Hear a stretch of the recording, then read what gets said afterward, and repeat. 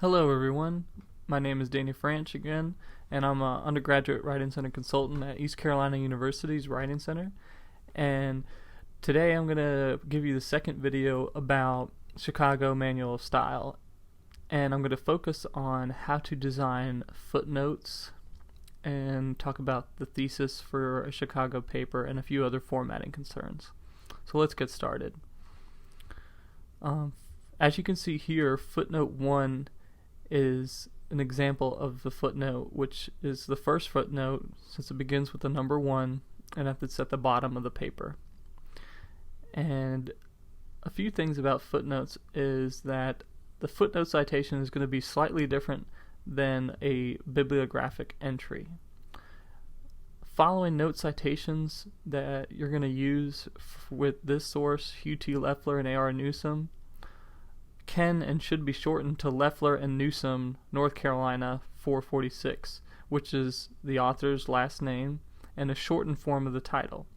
When all sources are cited full in a bibliography, the shortened version can and should be used from the first note forward.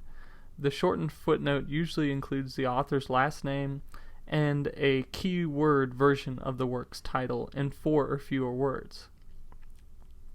As you can see, I included North Carolina from North Carolina, the History of a Southern State.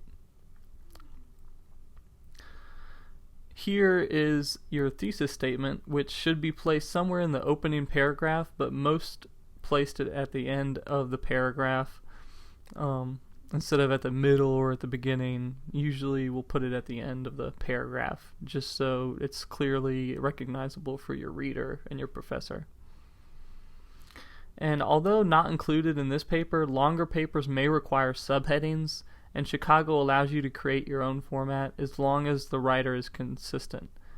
And you want to make sure to put an extra line space before and after subheadings and avoid ending them with periods as well. IBID is an abbreviation that means in the same place. As you can see here, I used IBID after I cited this footnote by Brenda James McCain. And IBID basically is used for when a note is from the same source as the note immediately preceding it. And if the page number is different for the new note, place a period and a comma after IBID, then put the page number. Right here, we have a block quote. And a block quote is a quote that's longer than 4 lines and should be indented 5 spaces from the left margin, as you can see here. It should also be single-spaced and have no quotation marks. Notice how the footnote still goes at the end of the block quote, though. Here is footnote 6. And also notice the ellipsis points for the omitted material.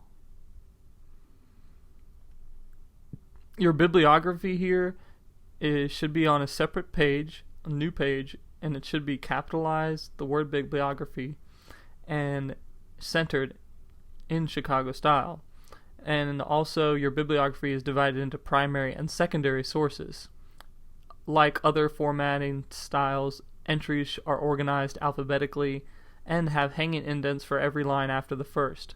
Entries should also be single-spaced with an extra line space between entries. As you can see here, they're single-spaced, but there's a space when starting a new entry. And usually you have your primary sources first. Those are documents written by people in the time period, and secondary documents second after the primary documents in the bibliography, right here. Well, that's going to do it for Chicago Manual of Style. I hope this video helped you all and provides you guys some extra clarification about how to do footnotes. And if you guys have any more questions, feel free to always consult this video in the future. And good luck with your writing. Have a good day.